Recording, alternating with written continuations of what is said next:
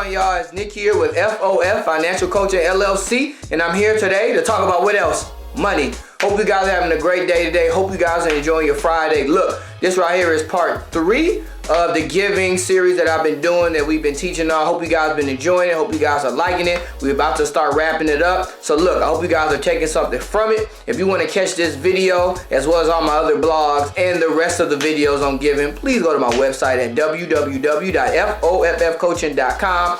Also, if you need a financial coach, if you need help getting your financial situation in order, you need help with your budget, you need help getting out of debt, you need help with trying to build wealth and really starting to get on a good track so that you can, of course, make some money and be the best steward you can be with the money that God has entrusted you with, please don't hesitate. Send me an email at foffcoaching@gmail.com, okay? Now listen, I hope you guys like the video. Please like, share, comment, let me know what you think, all right? Check it out. When I first started tithing, I was doing whatever. Then I got married. My wife hit me with some information, and I was like, dang, why you gotta tell me some stuff?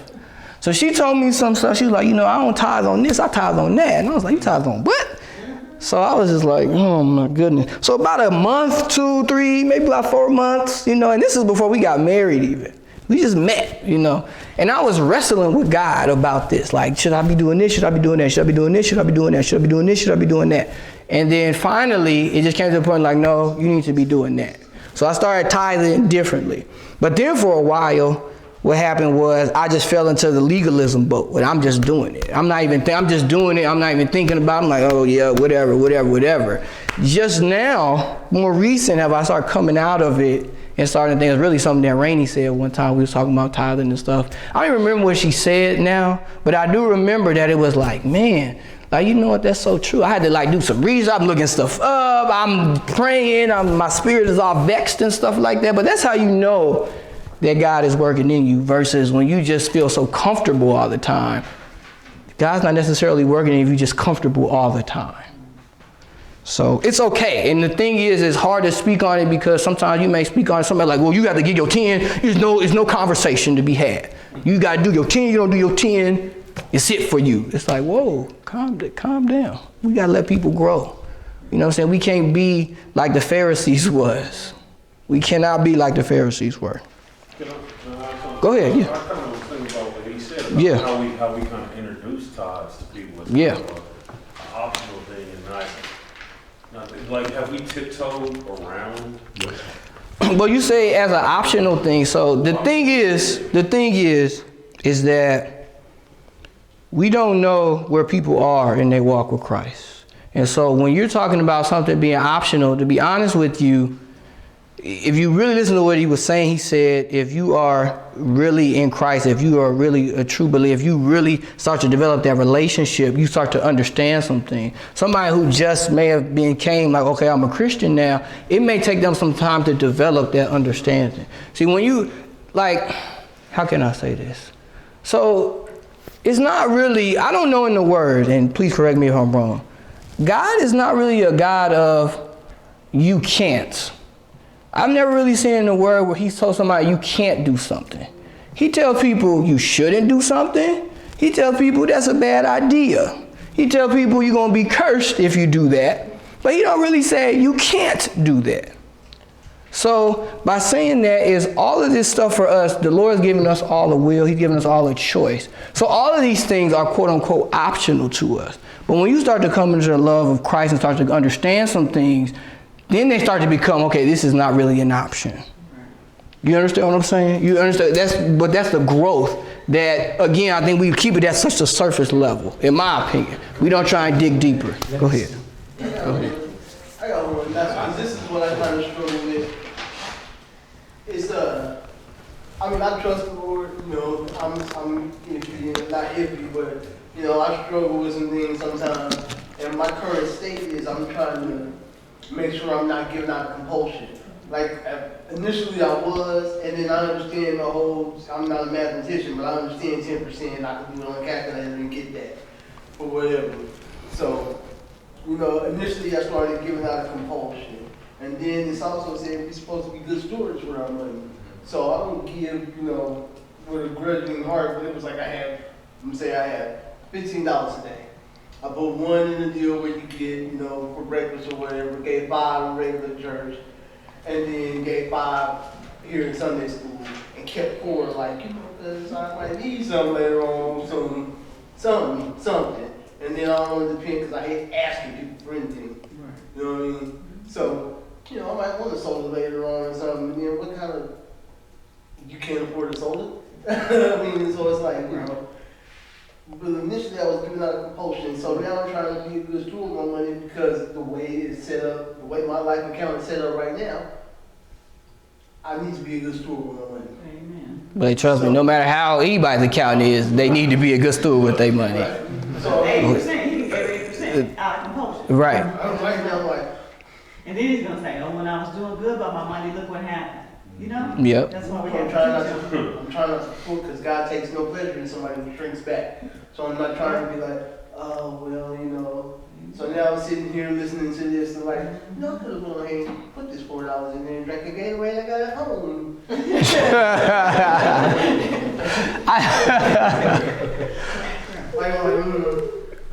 Go ahead, right? All right. I guess, you know, as people tell me this all the time, you know, get it so the goats can get it. So let me give it to you so the goats can get it. I believe that that Galatians teaches that the law is a schoolmaster.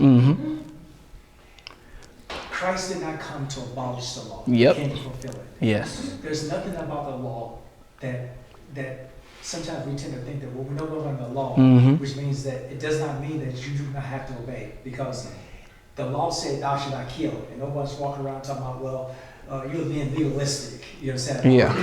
Yeah. No, you're right. You're right. I think the challenge is this here, because it comes back to this place. We want a relationship without obedience. And I think So we want the blessing without the responsibility also, right?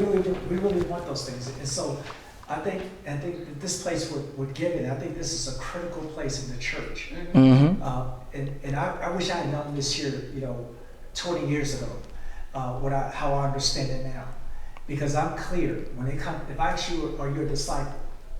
And people say, yeah, I follow Jesus Christ.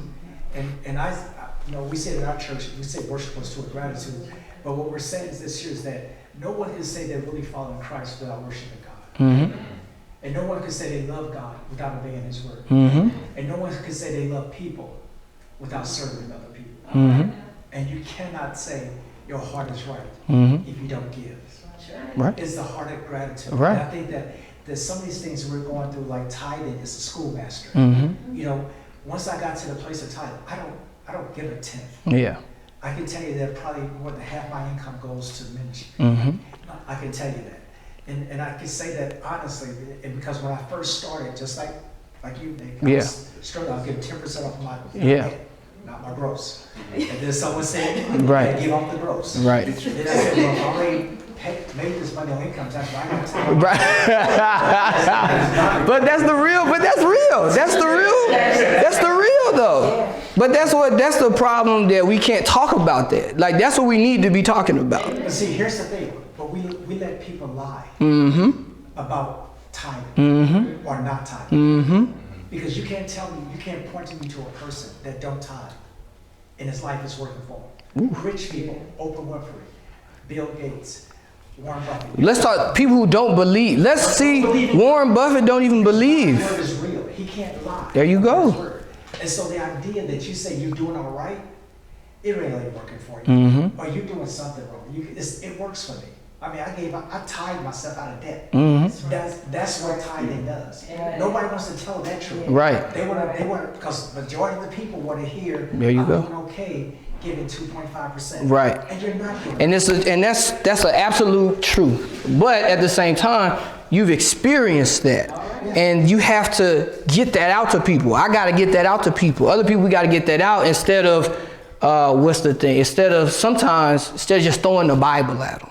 You understand what I'm saying? Not saying you're doing that, but I'm just saying people would just throw the Bible and be like, this what it say here, this what, but some people themselves is not even doing it. So it's not even really an authentic thing. But when you can say from your experience, you say you tithe yourself out of debt. We tithe ourselves out of debt. Same thing. So I know exactly what you mean. But I feel like we have to use those things to glorify God, not just we got to go by his word, but me talking to somebody of getting really critical about different things, and they might not even like, I only read the Bible but 2 times, so I don't really know what you mean from there. So that's good. That's good. So we're gonna keep on moving forward. I don't got that much time left, but we're gonna keep on moving forward.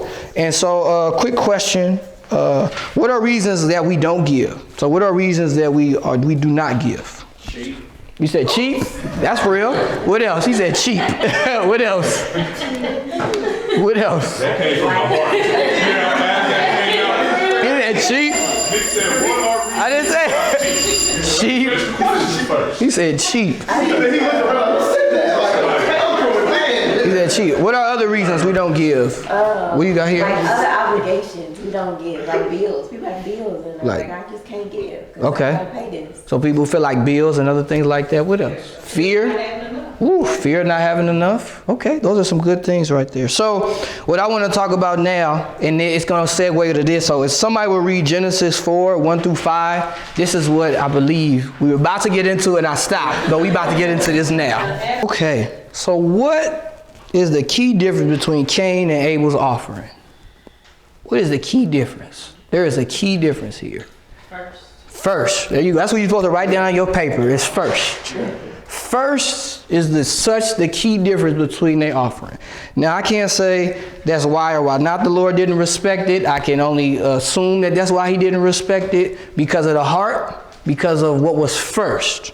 And so that is so important, especially when we're talking about tithing. So if somebody will go to Proverbs 3, 9 through 10, I don't have that on the paper. So you guys can open your Bible or your phone or whatever. So I want somebody to look at Proverbs 3, 9 through 10. I want somebody else to look at Proverbs 3, 5 through 8. And then somebody else look at Proverbs 3, 11 through 12. You said, I got 3, 5, and 8. Okay. No, hold on real quick. Somebody have Proverbs 3, 11 through 12. Okay, and then somebody have Proverbs 3, 9 through 10. So before we get into this, when I think Proverbs 3, what do most people think about? Trust in the Lord with all. That's what most people think. That's 3, 5 through 8. So I don't want to read 5 through 8 or 11 through 12 first, but I want to read Proverbs 3, 9 through 10 first. So somebody reads that first. Honor the Lord with your possessions and with the first fruits of all your increase, so your barns will be filled with plenty. So this right here is saying, honor the Lord with your first fruits, right? Then he just gives some benefits. But I don't even want to get to the benefits of it. I just want to stick to the first. So even when we are doing these things, then is it the first thing that we think about? If I told most people, hey, if I give you $1 million, what's the first thing you would do with it? I'm about this house, I'm gonna get this car. Man, I'll be good. That the first thing on our mind would be, you know what? Well, 100,000 is the Lord's. So once I get 100,000 to the Lord, then I got what? Probably about 50% of it is taxes. So I really got like 400,000. So with that 400,000, what I could do with that is X, Y, and Z. But see, we don't think in that mindset. We think in the mindset, I'm buying this, I'm getting that. So the sermon today, when Pastor Watkins was talking, he was talking about lottery winners, people who win the lottery, and then they go broke. But of course they go broke because they don't really know how to handle what they have, right? So I think that's an important principle at first. Go ahead. Just the sound of saying, if you got $1 million, $100,000 goes to God. Right. That sound. You see what I'm saying? Right. That's why it's so much more difficult. For the more money you get, the harder it is to give. Yeah. People. Because when you think I'm giving out $100,000, you know, but it's all about the heart. I think it's a heart and it's perspective. Because if I got to write a check for 100,000, I feel like, well, think about the check I get to keep, if that's what it is. But what if God said, okay, I want you to give 200. I don't want you to just stick on the 100. I want you to give a little bit more than that. I want you to. So we have to be open to that. We always got to be open to the Lord. Go ahead. And I was gonna say, if he said 5% instead of 10, It wouldn't matter. He could have said 1%. 1%. What you mean 1%? Right. You're right. You're right. All right, we got a couple more minutes still. Hey, so I hope you guys enjoyed the video. Being generous is so good for the soul, so I hope you guys practice this. We got one more video left, but I hope you guys can take something from it because you work way too hard. Way too hard. To be scrounging, to be in debt, to not be generous, to hold on to everything. Just give as the Lord has pushed you to give. Give as your heart desires. And remember, be a good steward over that money, all right? So I want you to choose faith over fear for your finances. And as always, Happy Friday!